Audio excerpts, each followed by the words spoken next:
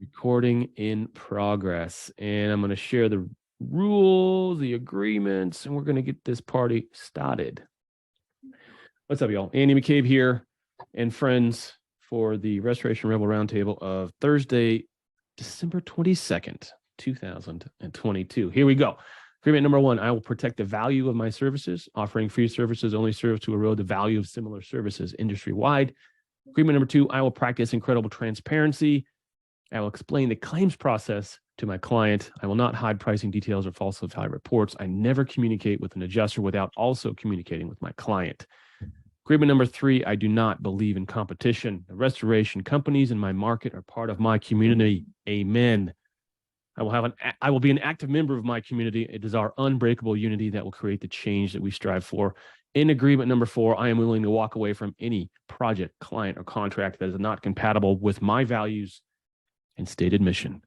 No relationship is worth losing money, sleep, or my humanity. I got out of bed this morning with a burr in my saddle. And so I had an exciting conversation with a good friend of mine who runs a restoration company out of Vancouver. No, he's out of Portland. And yesterday, he's just got a huge win, a huge, giant, the biggest win his company's ever had. And the way he went about it was being 100% non-fucking compliant with whatever the carrier wanted to demand. And it was a textbook case. So I'm hoping he's going to come on. I'll explain that a little bit later. But I want him to tell the story. But that's if any of y'all have seen the meme I just threw out there, 100% non-fucking compliant. And I think we can all learn from this story. And I'm sure Brian has similar stories of just being non-compliant. We don't need to play their game, right? The only way they win is if we give them the power, right? We become compliant to their artificial rule set, which doesn't exist. So let me preface it a little bit further, and then we can go on to something else until Matt gets here. So in this, what's our number one rule in the world? The number one rule is the rule of law. All right, that's the only rules we have to follow. Really, at the end of the day, is the rule of law. Specifically with insurance claims, it's contract law, because the insurance policy is a contract between the insured and the insurance company. So why is the insurance policy such a poorly written contract? We as contractors, and I'm actually going to get my contractor's license here shortly, hopefully January. As contractors, we have guidelines and we have goalposts which we have to stay in between when we're doing things like putting together contracts. I mean, if you've ever done a contract to build anything in California, that contract package is 1,800 pages long, between the lien notices and all this other stuff. Why is it that contract is so regulated and so limited in scope? It's like, this is what you have to do. But the insurance contract, the policy, is just intentionally just vague and just, it's a zoo. Okay, Matt Ballou is here. Let's get him promote to panelist. So anyway, it doesn't make any sense that we are following these rules, that we're not even a party to those contracts. We're contractors. So Brian, you got some, I can tell you got something to say. Oh, but I can't hear you. Where's your speaker? Where's your microphone? Hold on a second. Ballou, Merry freaking Christmas. How was the gym? Merry Christmas. It was good. I'm sorry I was late. It made me update my Zoom before I could log in.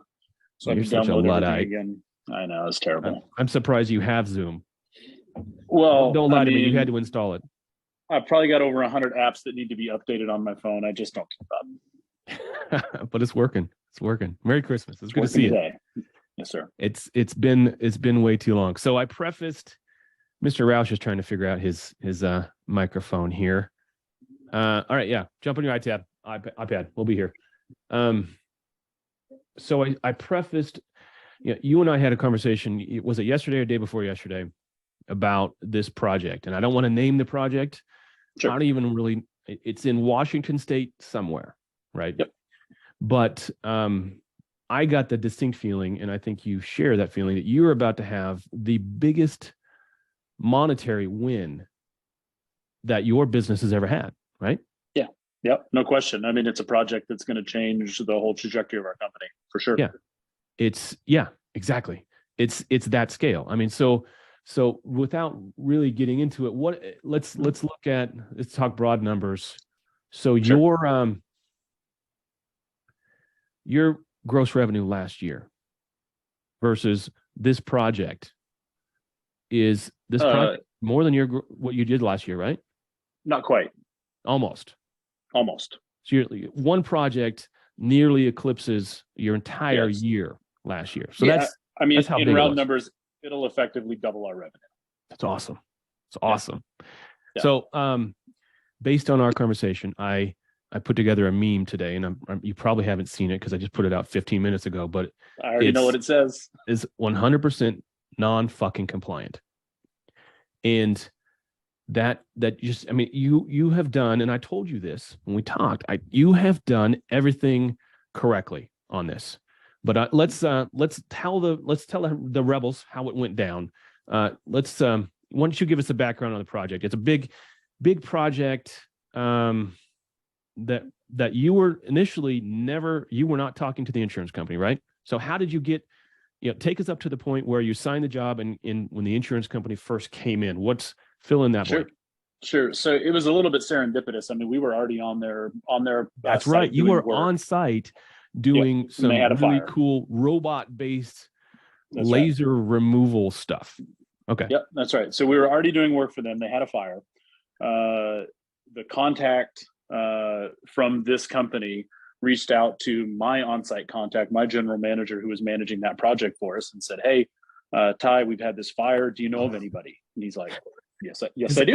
As it happens, we do that work, and because of the technological advantages that we can go over later, we really felt like we were in a wonderful position to be able to help them not only restore the fire, but do so a lot faster than a traditional company ultimately would. Right. So you and I worked on a price list, making sure that we were updated for the kind of recent dynamic in the market with all the inflation. This is the first point I want to emphasize. We decided right out of the gate, because I told you when you called, I said, why don't you go T&M?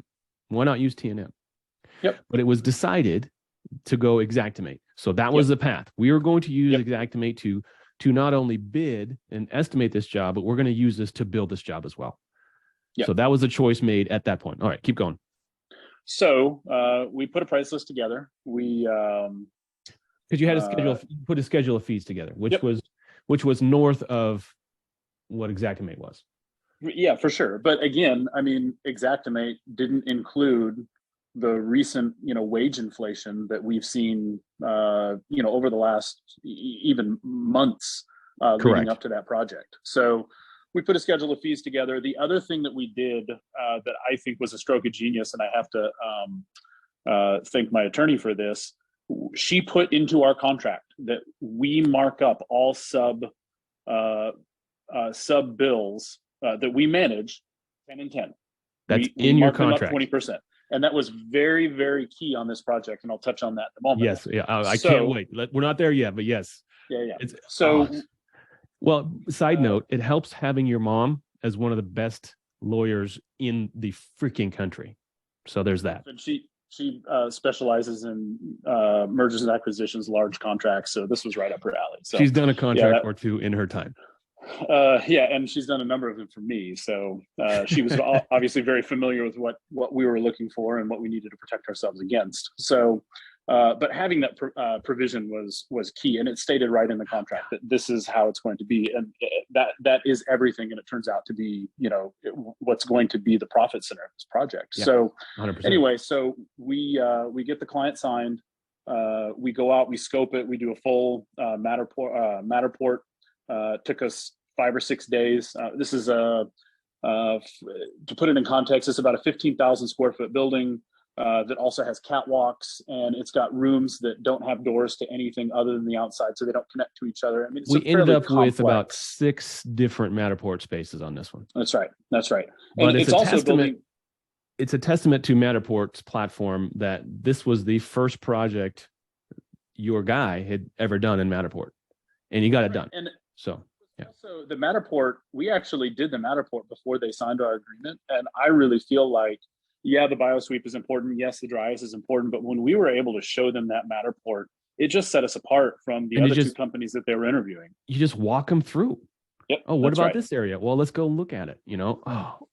Well, and it fit the narrative for us when we sold ourselves. We said, look, you can go with those other companies. They have a lot of experience. They'll do a great job. We're not going to tell you they don't. We're going to bring technology that they don't. And then when you hit them with the Matterport on top of that, it's like, oh, well, these guys have a paper, sketch that the guy did on graph paper, and you guys are walking me through a 3D model. So they were able to send that to their corporate office in South Korea somewhere. And the people in South Korea could walk through the building, and they'd never seen the building because it's in Washington. What billion is? Can we say billions? In reference? Yeah. Several billion dollar company had a fire at one of their most important plants, and they didn't have any way for these people to look at it besides getting on a freaking airplane. Yep. And I think it's that the importance of that type of documentation cannot be overstated. Yeah. Well, and it also took out a lot of the back and forth. Sorry, go ahead. Go ahead, Brian. But here's the added benefit. Besides, like you just pointed out, they have to jump on a plane. You don't have to translate anything for them either if they're in Korea. That's right. That's exactly right. Bing. Wow. It's gonna be awesome. Continue. I'm loving this. Keep going. So it fit our narrative of we're different. We're bringing technology. Go with us because we're going to do a better job. Yeah. So that and we just had a robot mounted laser cleaning your facility. Right. Well, so full disclosure, it wasn't the laser. We were actually it was dry robot ice. Mounted dry ice. It was mounted dry ice. It's still pretty freaking cool. Yes. And a technology that nobody else in the country has. So. Yeah. So they signed the project, and project begins. Everything is going great. Everything is that couldn't be going better. In fact, at that point, had we been able to quantify the electronics cleaning? Yes. ERS had already been through. That's right. And so we knew that number, and that's not a small number. I don't know if you want to talk about. If you want to talk specific numbers, but you can give round numbers. Yeah, it's 7 figures. Yeah. So, the electronics cleaning, sub cost for the electronic cleaning was 7 figures. Yes. And that will be the largest cost. They'll dwarf the work that my team did. They'll dwarf the work that anybody else did. So, But when you're working on equipment that you literally cannot replicate. Yeah, these machines were built in the 90s, early 90s, and you can't replace them. They're worth a couple $1 million a piece, and there were 44 of them. So, it's a big number because in order to replace them, you have to retool their entire plant. It's not just the equipment, and these are in a level 10,000 clean room. Yeah, it is. It was very critical that we were able to clean those, and I think out of 44 of them, ERS was able to clean 43 or 42 of them. There were 2 that were just toast. Well, they got burnt. One of them was the cause of the loss, I think. One of them was a fire source. No, but it was right next to the cause. Oh, okay. The cause was a normal run-of-the-mill 110 outlet that had a short. And get out. Yeah, it was just an outlet on a wall. Wow. Caught some stuff on fire and all right. So you won them over. You made the sale. You got the contract. You've got the Xactimate document to back up that contract to quantify. Your scope of work and the price agreed to for that scope of work. And then you start to get to work, but then how many days did it take before I'm going to call him Boss Hog showed up? Sure. So longer than you'd think. We were on that project for almost 6 weeks before we really got any resistance. 6 weeks before the carrier sends their representative. That's right. That's right. And there were all sorts of questions about business interruption. There were questions about, sub costs. There were questions about all of these things. So the carrier comes out, they send their adjuster. The adjuster brings in a consultant. There was another carrier that insured the equipment. They bring in a consultant, and then that consultant brought in another consultant. So we had 2 adjusters and 3 consultants on this one project. For the love of Never God. seen anything like it. Never seen anything like it. But so, from date of loss to then, because how many weeks did it take for you to sign it? 4, right? Yeah, that's about right. So a month before you signed it, 6 weeks after, so that's a month and a half, 2.5 months. 2.5 months. That's about before right. After the carrier got notice, the carrier decides to respond. That's right. That's right. So they send in their. That's on them. They send in their consultants, and we start getting all sorts of requests. Requests exactly like that you would expect them to. We want to see the back end. We want to see your price list. We want to see your price list. We want to see your sub costs. We want to see your labor timesheets. Yep. Blah, blah, blah, blah, blah. Yep. All of it. So they wanted to see all that. And then I get an email saying, well, you need to bill this as time and materials. And I said, well, 6 weeks in. 6 weeks in, they're asking you to fundamentally change the nature of the contract you have with your client. All right. I'm adding color commentary here. No, that's great. That's exactly right. And you and I had some conversations. I reached out to another public adjuster that I've done quite a bit of work with. Dude, I about came unglued, man. I just about lost my freaking mind. I was mad. Yeah. No. I talked to my attorney, and the advice that I got from my attorney was, look, you've proceeded under this, kind of set of rules that your client has agreed to. This is what the contract says it's going to be. And you paid subs based on this. You paid sales commissions based on.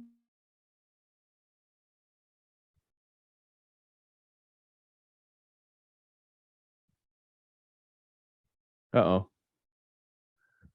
I see Roush moving, so we must have lost Ballou. I see Spears. Spears, why don't you give us some color commentary there until Matt comes back on with us? Big brother got him. What can we say? Right? They saw me coming. But yeah, no. What was I talking to you about, Andy? Oh, chaos. Oh, your guy. You lost a guy and he hadn't pulled a permit. Oh my God. I mean, let's see here. This guy had a homeowner write him checks out because she called us up asking what was going on to his name. You know how many times I've heard that story? And I don't understand. I don't know one homeowner that I've ever met that would say, oh, he wants me to write it back to him personally. Okay. Who freaking does that? Little old ladies who are intimidated. Yeah. 13. How much money? 13 million? Thousand. Oh. I mean, it's a small residential. Okay. But still, I mean, when you're talking about a job, it's only, 30,000. Yeah. Well, you're losing on this job. This is a loser, this job. Yeah, I mean, luckily this was a small, I mean, he just ran residential shit, but I mean, it wasn't anything commercial, thank God. Thank God. But thank God. Had homeowners write checks to him directly. He, like I said, got a ding ding. tore roofs off and put them back on and never got permits. And we're a year later, and our client has till the end of this month for ALE, and there's no drywall up in the house. Man, and this is why people get sued. This is why we can't have nice things. It's just. Well, you want to know the best part? You want to know why we know that there was no permits drawn? Because it's been a week now, and last night he told the homeowner, "Oh, I don't work for you guys anymore, and good luck getting your house back together again because nothing's up to code." I was like, what drives a person to that point? I mean, that's just 100% douchebaggery. I mean, it just, What's the upside for him? I mean, short-term upside of a little bit of money, but really long-term, Not a clue. that guy won't work for, if we have anything to do about it, that guy won't work in this industry anymore, ever. Well, you guys do know I have a blacklist going, right? Oh, trust me. I mean, trust me. I've already let a few people around know that if my name, like if somehow like I'm listed as a reference, like to call me because of it. Because yeah, I mean, people do crazy shit. I've got a site where you can. It's not anonymous, but you can just put in those folks that you want to warn people off of. And I think we should all start checking that list. So, Mr. Ballou, are you back with us? I see your name in my list here. Yeah, I was enjoying his conversation there. I kind of have a project going the same kind of direction. Okay. It's not very big or anything like that, but still at the same time, I completed a project for a financial company. They paid us directly. Used my own pricing list, etc. Now almost 6 months later, an adjuster calls me up and says, "Hey, I need your breakdown." And because you're overpriced, nothing's up. And I'm like, "Hey, we're paid full. I'll send you all that stuff." And he proceeds to go, "Well, I'm going to let the property owner know that you're being combative Ooh. and not compliant." And I said, to what? To what? Exactly.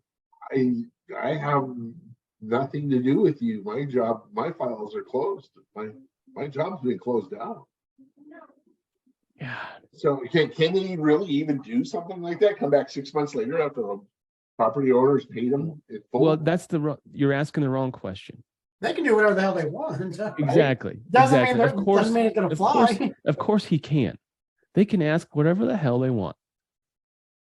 And they do. And right? We end up in positions where, as restorers, we are negotiating against ourselves. It's a no-win. Well, so we have no reason, unless you're a program guy, and I don't know. I mean, how can you be a program guy in this day and age? But that's a subject for another time. Unless you're that, you have nothing, legally or otherwise, that says you have to comply with their made-up fugazi rule set. So wouldn't in a situation like that, they paid in full, I gave them a paid receipt. That would be cost of incurrence, right? Cost incurred. Reasonable cost incurred Yeah. to recover from my loss. I mean, that's textbook. Well, Brian, that's you've done. just like, I. Brian's done some of this. Brian's done some of it. I'm sorry, Joe. We'll come back to you, Brian. You've done a lot of this. Repeat it one more time. Well, just cost incurred method, getting paid, and then standing your ground. Yep. Tell us about your journey down that path. Well, it's been a bumpy one, but just standing up to these guys and telling them, one, it's been a challenge of educating the homeowner, and I do give them a level of transparency on it. I'm going, look, here are my costs depending on the homeowner. Most of them, I'll just show it to them. I go, this is what it costs me. This is what I need to keep my doors open. And once they grasp that, then I get their backing. Yep. And so as it comes through, I go, okay, send it up. And you told them, you were a fortune teller. You foretold the future. You said you're gonna say this, they're gonna do this, they're gonna do this, and then hey, bing, bing, bing. Zachariah, what's up, brother? I've been busy. So it was bumpy, but now where are you sitting? Well, for most of those, the ones that didn't play, homeowners send it to lawsuit, and that's where those are. Yep. The position I'm at right now is I'm just acting more kind of a consulting and directing role, because I'm not putting up with that anymore. Yeah. And you're in that really uncomfortable spot where, you know, in the future, after these settle out, which they will, they're not going to go to trial. Nothing ever goes to trial. Once they settle out, you're going to have a body of work where the next job they see you on, they're going to say, oh, you know, this is Roush. Yeah, we're not going to try to play those games. And they will start writing checks instead of sending subpoenas. But right now they don't know you enough. You don't have a reputation, as it were. They're going to push it. And I'm seeing the same thing on my side, on the PA side, is, you know, I talk to some of my PA colleagues or you know, people that I know, and I describe the things that these adjusters are pulling, and they're like, that doesn't make any sense. But it does if you understand that the insurance company doesn't know me yet. They don't know that, you know, it was, I said something about it early on, pre-recording. This is a check for $2,500. This is a 10% commission on a $25,000 check that State Farm told me they would never, ever pay. I am not paying a dime more, they said. And it took 6 months, but here's more than a dime more, State Farm. So State Farm doesn't know me yet. They won't push me like that again. Because what they've done is they've put themselves, if this does go to a lawsuit, they've violated so many, you know, deadlines of claims fair handling that they'll just lose their butt. And they know it. So it comes down to the wire. At the 11th hour, they start writing $25,000 checks. But in the future, I hope that they'll see my name on it and say, well, let's pay that up front and eliminate the hassle. But you got to go through litigation, unfortunately. Yeah, well, and it's kind of fortuitous that Zach popped on, because we have one of those shared clients that's in that boat. Oh, it's a mess. And thankfully, thus far, the new winter storm that is rolling through Texas at the moment is not as bad, even though the pattern looks the same as February of 21. Well, there was some other dynamics, right, involved with, you would hope they had re-engineered something so that the same thing couldn't happen again. It's Texas. Come on. It's politics. Okay, you're right. You're right. It's money. So Ballou, you're here. All right, talk to me. Ballou back. So Brian's point, and I don't want to move off of this because it's a critical one. You have to get the homeowner's buy-in in order to have this, because if the homeowner will not stand up to their insurance company, you can't stand up for them. And that's a critical piece. That's the one thing that is saving us on this project. And I think Brian would tell you, like, the ones that are bumpy are the ones where the homeowner's wishy-washy. The ones that it's like, well, you know, it might be a little bit of a fight, but ultimately we know we're going to get paid fairly quickly. It's because the homeowner is willing to say, hey, you know, Mr. Adjuster, you know, this isn't right. And, you know, we're just going to file a bad faith claim. So what do you want to do here? The homeowner is the only one that is party to that contract. That's right. The insurance policy contract. And that's, we are operating, we are not restorers. We're implementers of contract law. That's what we do for a living. And we are only as good and only as rich or only as protected as the contracts we have. Yeah, I'm gonna pull that out and quote it. Yes. All right. So where were you, Mr. Ballou? They had just sent out the freaking parade of consultants. So I sent a very nice email, very professional, and I just truthfully, and I just said, hey, look, you know, I appreciate you know, your interest in this project. I appreciate that you represent the insurance company. And of course, they want to assure me that they're not there to hack my bill. They're there to make sure that it's fair, blah, blah. You know, that was, can we get a Boss Hog quote? Oh, exactly that. He said, I'm not here to leave off sections of your bill. I'm here to make sure that you get paid. Bill. I mean, he actually tried to play nice. He's like, I'm here to make sure you get paid. You get paid. And oftentimes you get paid more because I'm here, not less. Oh, wow. Yep. Wow. Did he at least buy you dinner before he tried to? No, Do you like He that? did not. No, he did not. So in any case, so he says that we've got to go T&M. He says that we have to do all these things. I sent him an email so that he had it in writing.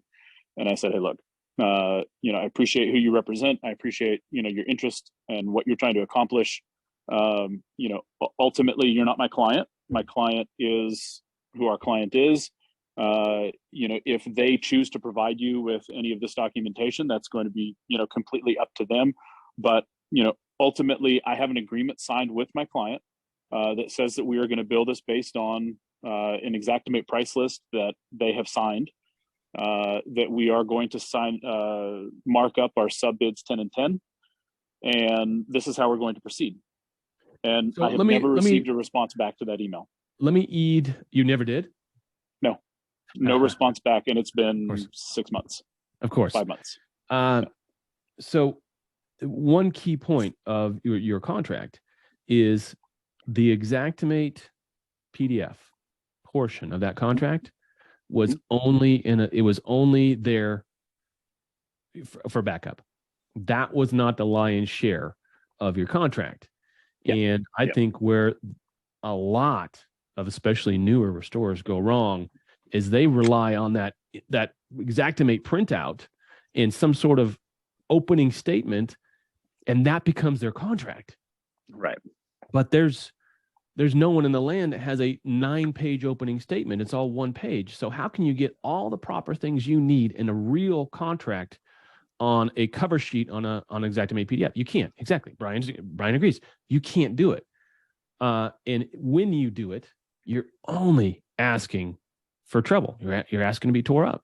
I mean, most of those single sheet contracts are not valid. They're not valid because there's just dumb rules about certain typeface and settings and size and certain subsections that have to have very particular language, and it doesn't exist in the vast majority of contracts that are out there. No, it really doesn't. I mean, that's why I don't like that it's $900, but Ed Cross's contract package is probably worth $900. I mean, it's tits. All right, Mr. Ballou. So you haven't heard back, but you haven't heard a response to the email, but you've heard from them. Tacitly, yes. We got a response, and the response was, we are going to inundate you with requests for information. They asked for justification for all of the sub bids. They asked again for the price list. They asked for not only the PDF that we sent them of the Xactimate, but also the ESX, so they could go through and look at all the calculations that we used for every single price line item. I mean, they asked for everything. So this leads to a conference call with my client, and on that call was who is more or less acting as their de facto public adjuster, even though I think he's kind of in-house, their project manager, as well as their general counsel. So their corporate attorney that is in-house for them. And this project, I mean, it's been a dream in so many different ways. And this phone call was probably the cherry on top, because they said, well, you need to send us all this information. And I said, look, I have no problem sending you all this information. Just understand that if you give this to the adjuster and the consultants, you are literally giving them the weapon that they will bludgeon you to death with. That you are handing them the baseball bat. Because you and I had that conversation prior to you having that conversation with your client. And I think that's exactly what I said. I said, you are handing them the bat. You're handing them the bat that they're going to try to beat you to death with. And so what they say? The attorney says, well, let me jump in here, Matt, we have a contract, right? And I said, we do. And he said, we've been abiding by it. And I said, you have. And he said, you guys have been abiding by it. And I said, we have. Yes, we have. And he said, then what does it matter? Because we're going to pay based on the performance of the contract. As long as you perform on your contract, we're going to pay you. Our fight is not with you. Our fight is with the adjuster. And like all the weight in the world lifts off my shoulders, because again, to Brian's point, I don't have to explain to the client that they need to stand up for themselves. Now they're sophisticated, right? This is $1 billion company. This is not a homeowner, with a 2,000 square foot home that, just went through a fire and is an emotional wreck. I mean, these guys are very level headed at this point. So, I mean, it couldn't have been more of a dream, but I mean, they get it. They understood, like, we have a contract with them and I don't play a part in their insurance. I can help them, fulfill these requests if they so choose. But ultimately, how they choose to proceed with the insurance adjusters and consultants is going to be up to them. And largely, that is how it has been. Now, they came back and asked for the Xactimate. I gave it to them. They have since passed that on. I know that has led to a number of questions, but none that we couldn't answer. Not only did they ask for the Xactimate, the ESX, they asked for an Excel export. Yep, so they sure did. They didn't. It wasn't good enough. We gave them the entire ESX file. They came back and said, no, we want the Excel spreadsheet version of that Xactimate file. And do you think that was a test to see whether or not we knew how to do that? Because if they had the ESX file, why would they need? And they could have done their own export. And that was my first response. Is they had the ESX, let them do their own fucking export. Why do we got to do that for them? Either it was a test or they don't have Xactimate. It's one or the other, which either one seems laughable for different reasons, right? Yes, because Boss Hogg works for a very big company. Yeah, they're fairly well known across the country. So fairly well known. I can't imagine that they don't. So I've made the mistake before, by the way, of naming names in this particular situation, and I've received no less than 2 cease and desists. So I'm not going to name who the consultancy is. Yeah. There's no reason to do that. And you know what? Look, we as restorers need to keep in mind these guys are playing the game, and they're playing the game the best way that they know how. They're professionals. They are professionals. They represent the insurance company and NFL level game playing. Yes. You and I had this conversation 2 days ago, and I told you their goal is to get you to play the game. And if they can get you to play the game, then they win. And the only way you can win is to not play the game. The only way to win is to not play the game. I'm going to say it one more time for clarity. The only way to win at this game is to not fucking play it. Don't stop playing their game. Right. That's right. But again, if you got to have the homeowners, the clients backing, they have to be on the team, because if they're not, man, they're going to fold. And you got no leverage. You're kind of at their mercy. Now you're into liens and all sorts of other legal gobbledygook. So talk to me about the, full disclosure, claims delegates in my shop. We are supporting Mr. Ballou and his company in this endeavor. We're doing the Xactimate side of it and all that stuff. So we had a ton of revisions come over this last revision, and hopefully we'll get them, we'll get them out to you today.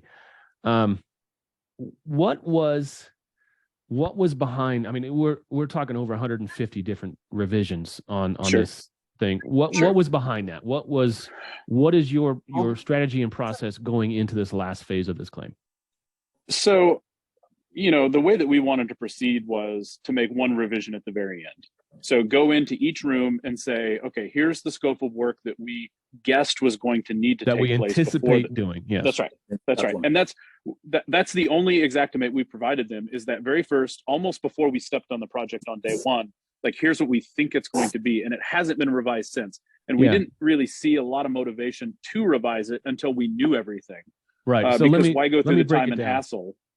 Let me break it down. It was a fire. So we had deodorization. We were using BioSweep, cubic foot, 32 or whatever cents a cubic foot. We were doing dry ice blasting, and then structural cleaning, and then we were filtering the air the whole time, setting up containments. Pretty basic fire stuff. Yes. Now, did we do any of the laser ablazement? No. No, the laser just arrived about a week ago, and we haven't gone through training yet. So that hasn't actually come out of the package yet, but we can't wait. I'm surprised it hasn't come out of the package yet. I'd have done that first thing. I'd have just ripped it open right there. Got an email from Germany saying, I've got to turn it on, otherwise we're going to void your warranty. So that when you spend that much on a laser, it's like, well, okay, we'll just wait. Yeah. You bought the laser just one step below actual fusion. That's that's about right. But this laser, I mean, I'm going off. I'm getting you off topic. But this laser you can use to take soot off of drywall. Yeah. or a chandelier, and it glass. won't burn the substrate. It won't burn the paper. It won't, it won't. Correct. It's a finely tuned, wavelength laser that just gone, and it's amazing. I can't wait for you to put it to work. All right, so you last revision. You're talking about what was behind that. Okay. So it's a number of things. I mean, project this large. Total dollars with all subs all in, it's going to be a $5 or $6 million project. So, we're guessing going in what we think it's going to be. You and I had a discussion based on the Matterport and my team walking through the building and what we think it's going to need. Each room needed 90 to 95% of what we guessed it would need, but there were some rooms that didn't need those things. So a lot of your revisions were remove line 391 through 395, remove line 402 through 407. We're not going to clean and paint the bathroom. Okay. Yeah. That's right. There were a lot of things where it's like, well, we also needed to do X because there was additional damage that we didn't know about. There were things that arose. And you had your sub bids at that point. You had your sub costs pretty dialed. Although I think this was just the mitigation. We didn't, we had the ERS was, I suppose, mitigation, but we did not include any of the rebuild sub bids or costs on that, just to separate it and keep things clear. We wanted to have a mitigation bid and a rebuild bid, separately. So this was just mitigation. I think that's still in process. I think we expect to get that, probably a couple days after Christmas. It was a lot of work. And we told them, hey, look, this is going to cost money because to revise this takes time. This takes administrative effort. This all has cost to it. And they said, that's fine. We're being asked for it. We don't have a problem paying the cost. We see the value in updating this. And I said, well, just understand, we're going to have to update this at the end of the project as well, which is probably best estimation somewhere around mid-February, maybe early March. So I think we're kind of duplicating efforts, but ultimately the client asked for it. And I'm not going to fight them on it. So if they ask for it, I'm going to give it to them. And they know your costs. Right. So I got a That's subpoena yesterday for, I'm an expert witness on a roof case out of Washington State. Got a subpoena from, is this State Farm too? It might be State Farm. And, they're asking for every freaking thing, everything. Sounds familiar. And as the hired expert witness, I had a conversation with the attorney today, and he said, well, your first response is not, how soon can I get these documents? Your first response is, this is how much it's going to cost me to work up this report, and gather all these documents for you. And, we were throwing out numbers like, if they want a paper copy of all my documents for this file, it's going to be $1 a page. If they want a PDF, it's going to be 50 cents a page. And so he said, that's the first response. You don't even really acknowledge subpoena until you tell them how much, roughly how much it's going to cost them for you to acknowledge the subpoena. So same deal, same situation.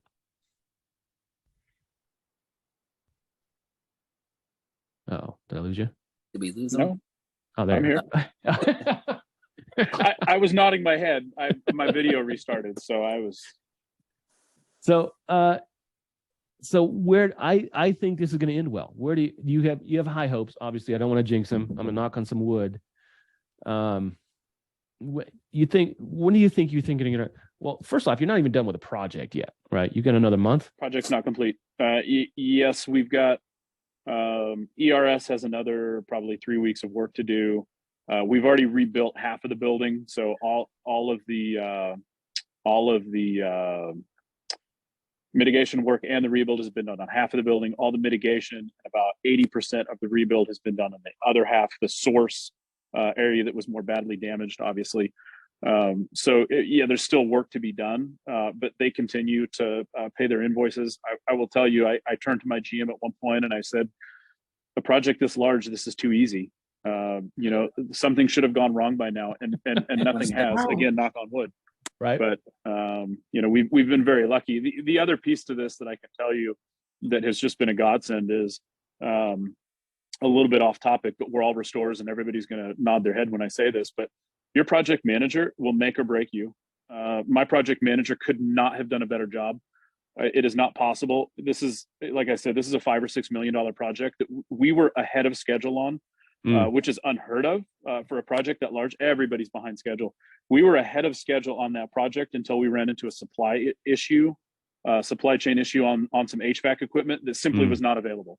And the client wanted to be in by X date. We were going to get him in by X minus almost 10, so almost 2 weeks early.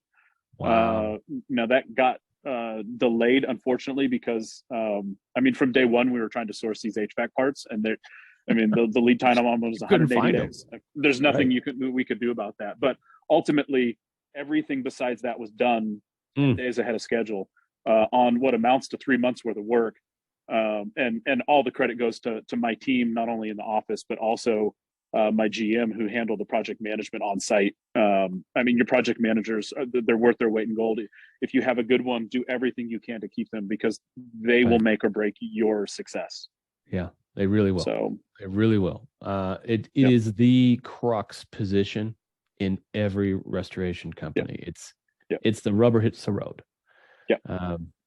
And it's so hard. It's so hard to get right and keep those folks. And then you get people that work for Joe Spears that you start having homeowners write personal checks to them. God, I've heard like that I said, story. Make or break you. Yeah, no work for me. Trust me there. I've heard that story, more times than I care to hear it.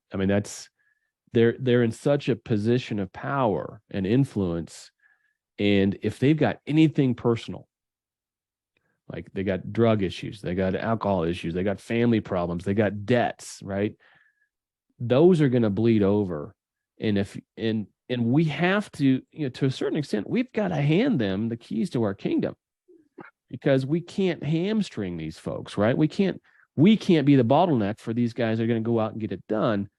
But in the same way, they hold the keys, and they can really get, the wrong guy can really bury a guy. I hate it. That's right. So, Davidson, why don't you tell us about I'm going to have Mr. Zach tell us about his 2022. My 2022? We haven't talked about this. I'm letting him know right now. How was your year, brother? How was it? My year was awesome, brother. Nice. Now, Joe and I grew the business probably by about 30% this year. Yes, sir.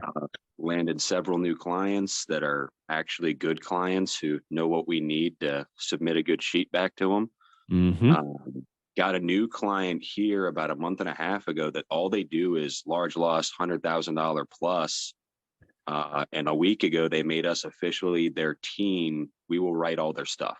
Sexy. So we're going to bring you into the fold on that too, because these guys are going to get busy here after this shitty weekend in Ohio.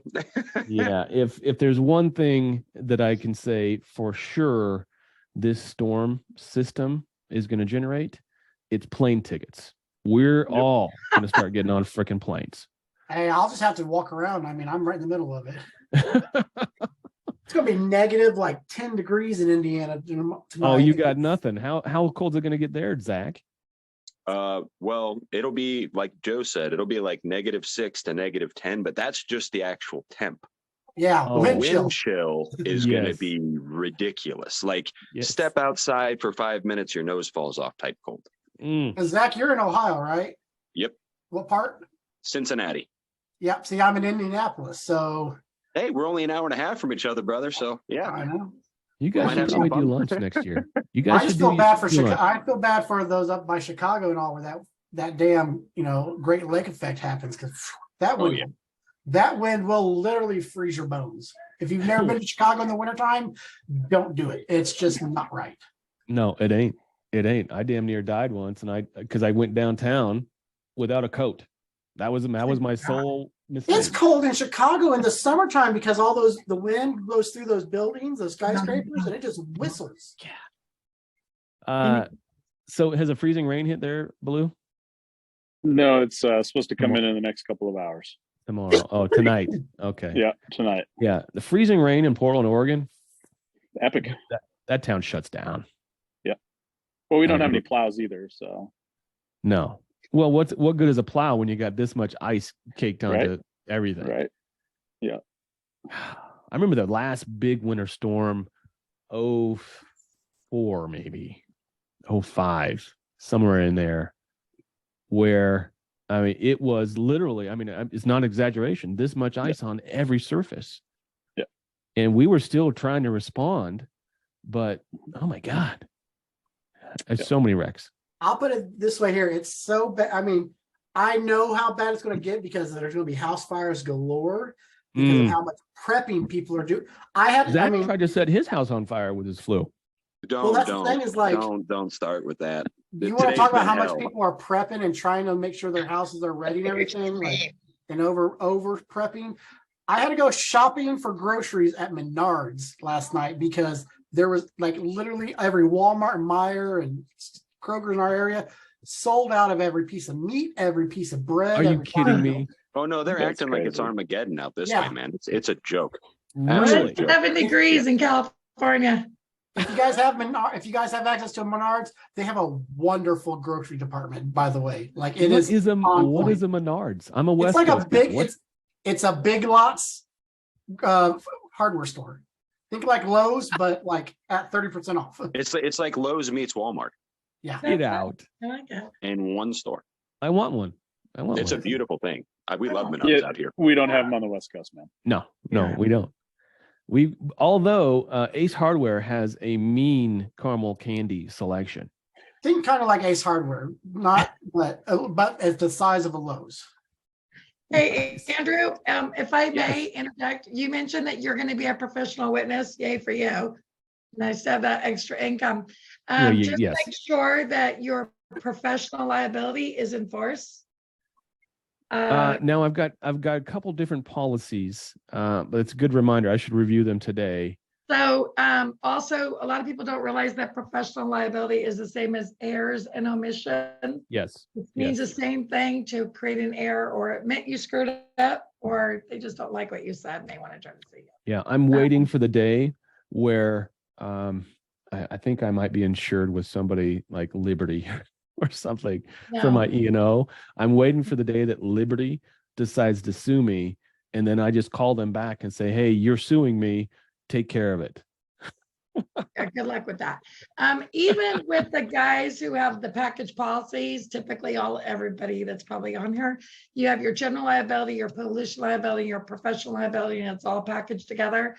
That E&O that's on there is for you to do like your moisture readings, your air testing. It's actually required because most of you are IICRC certified. And because IICRC is considered an institution of education, that's where the professional liability is required, like an attorney or a CPA. Wait, so if I'm not IICRC certified, I don't have to carry E&O? Well, if you're not giving out your opinion, if someone's not, nice try. If someone's not paying for your opinion, then typically you wouldn't need the E&O. But in the case of E&O that's on most of these packages with everybody, that's covering you, like maybe doing a bad reading on the moisture reading, or you consulted them that wasn't really mold that needed to be abated, or they didn't really need to, they could remove that post. It wasn't a structural beam, and then it was. Like, you just gave crappy advice. That would typically be on your E&O. If you're going to be doing consulting or teaching, you should probably make sure that professional liability is endorsing that kind of professional consulting. Okay. All right. Just I did throw that out there because you were ready to charge your $600 an hour for consulting, so I wanted to make sure. I'm not there yet. I'm not at 600 yet. I'll get there. You'll get there.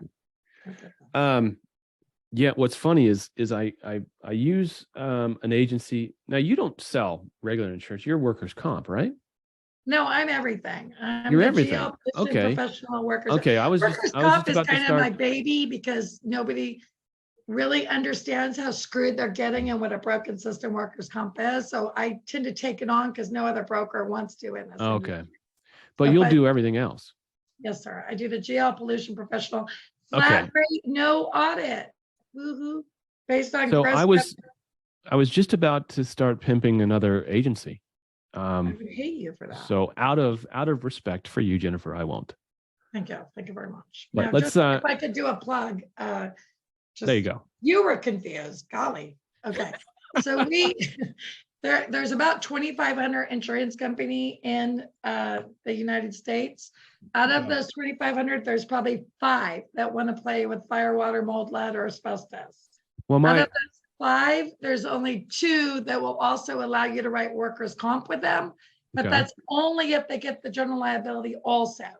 Typically, if you're a fire water guy, you might have started out as a carpet cleaner guy or a general contractor. So you might have separate policies, but there's really no need for that anymore.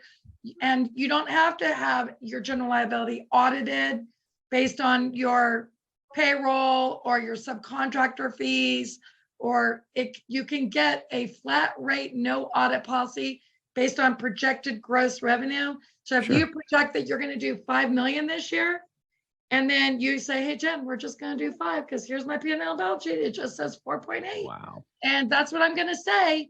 And then let's say you kick butt and it's the storm season and you guys end up doing 6.5.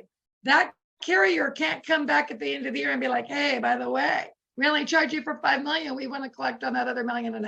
They already made that deal. It's but that's what rate, no that's audit. exactly what my carrier did this year. That's exactly what my carrier did this year. How bitchin' was that? Not cool. Wait, they audited you and asked for more money. Yes, they're still Well, that's asking because for you're more not money. with me, Sally. Exactly. Yeah. Well, yeah. All right. Let's have a conversation. You and I need to have a sit down, because that's exactly what happened. They said, "Oh, based on your revenue, we see you owe us another $600 for this policy," and I am not in the mood to pay them typically $600 nobody really is in the mood. retroactively.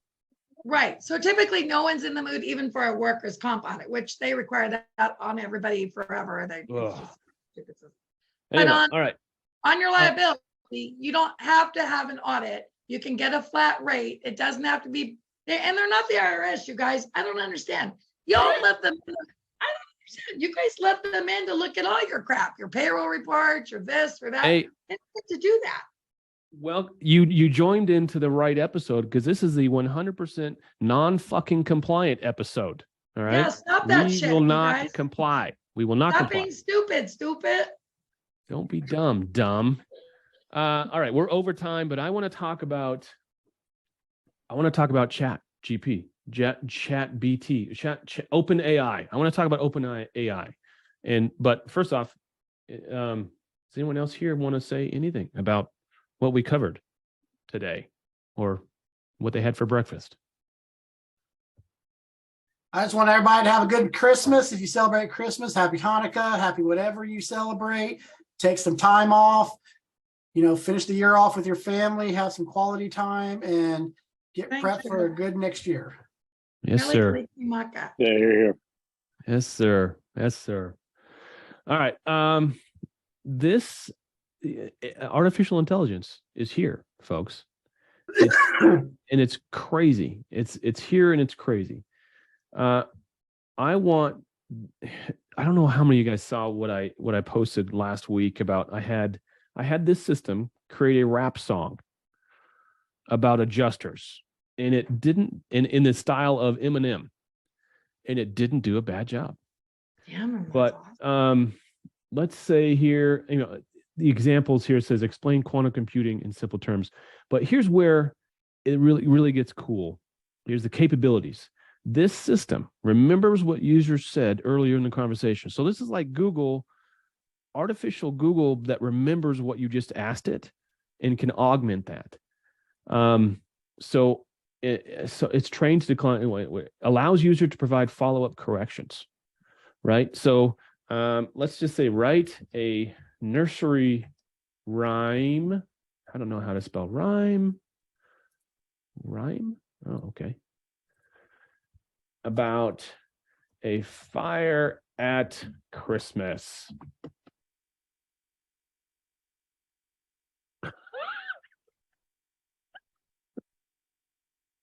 All right, I enjoy this way too much. Oh dear, what a fright. On Christmas Eve, there was a fire. The flames were bright. They reached higher. The fire trucks came with sirens blaring. The firefighters brave. They were preparing to save the day and put out the flame. The fire was fierce and they tamed it, and Christmas was saved. That's how they claimed it. So let's all be thankful on this special night for the heroes who came and made everything right. Merry Christmas to all, and to all a good night. A freaking computer just did that. Andy, if it turned out well, then there was nobody who claimed anything. Okay, let's be honest. Good point. That's fair enough. So I've got another program, Mid-Journey, that I've been playing around with. It creates graphics. It creates, just things on a whim. The age of artificial intelligence is here, right? So there is a day, it might be today, where you could ask a computer, to write you a sonnet or prepare your graduate thesis or do well as other stuff, right? And we're real close to, like, I want to put my face on the president's body and walk around and say shit. We're there. The deepfakes are here. That's here. Deepfakes are real. They're very real. Yep. Isn't that already happening? Yes. Yeah, presidents walking around saying shit. Yeah. Oh, well, that's for real though. That's IRL. Already real. I'm not sure. There's one system out there, Impartial, that does Xactimate based on Matterports. So based on what I've seen with Impartial and these other things, I think that my business model is going to have to change very quickly, right? I write Xactimate estimates for a living. I've got folks that write Xactimate estimates for me for a living. We are all, in very short order, going to have to adjust how we operate our businesses because the computer is going to be able to do it for us. Right now, in the Impartial system is you go in before you do anything and do a Matterport scan. And then you do your thing, leave your equipment, you do your demo, set your equipment, and then you do another Matterport scan. And the Impartial system looks at the before and the after, blends them, and comes out with an output. Now, right now, it's not perfect. Right now, it is far from perfect, actually. But that system will take those two Matterports, it'll create my sketch for me, and it'll lay down a basic scope of operations. And then you flip that scope of operations, it will turn it into a scope of repairs. We are going to be there so quickly, it's going to be dumb. And if it happens too quickly, I'm going to be asking all y'all out there for jobs because I am going to be unemployed at that point. Yeah, but don't you think insurance are just going to say, AI wrote that sheet? We don't accept AI written sheet. Come on, Andy. That's true. You still got to realize who we're going against and who we got to talk to and who you got to submit it to. I mean, I get AI. And honestly, hey, if AI can write a decent enough sheet where it saves us 4 or 5 hours and we just got to go in and for an hour and make some tweaks, well, then guess what? Now we get to up our game at fighting the good fight. And your volume goes up. And that's where we can earn more money because that's honestly where the hard money's earned. As it is. When you get a deal closed, that client feels real good. On top of that, Zach, they're going to use AI, but they're going to dumb it down and then turn around and use it against us. Exactly, right? They'll get Billy Bob's AI. Yeah. No, you're exactly true. Exactly correct, Zach. That the players on the carrier side are easily 10 years behind the technological curve. If it's not proven over and over and over again, it's not something they're going to adopt. I mean, they're very slow to adopt technology because it's just all the legacy everything, politics and technology and everything else they have in place. It's hard to adjust that. But when it does adjust, it's going to happen overnight. It's going to happen virtually overnight. All right. Ballou, you got anything to add to that? No, I don't, other than Merry Christmas to everybody. And like we've said a couple times on this call, the only way to win is not play the game. Not play the game. Well, Matt, I appreciate you coming on because I gave you 22 minutes notice. No, I was happy to come on. I really appreciate the opportunity. It's awesome. So, hey, rebels, be good to each other. Reach out to another rebel over this holiday season, next couple of weeks. See if you can't get together a breakfast or a coffee or something. Let's bring our community together. We are real close to like 8,000 members. That's awesome, Andy. Thank you for all you do. It's crazy, right? We're going to get over 8,000 next year, and I think shit's about to get real. So bless y'all. Merry Christmas, Happy New Year. And should we do one next week? Should we do this next week one more time? Oh, fuck it. I'll be here. I'm going to do this next week. We'll see you guys. All right, see you, Andy. Happy holiday.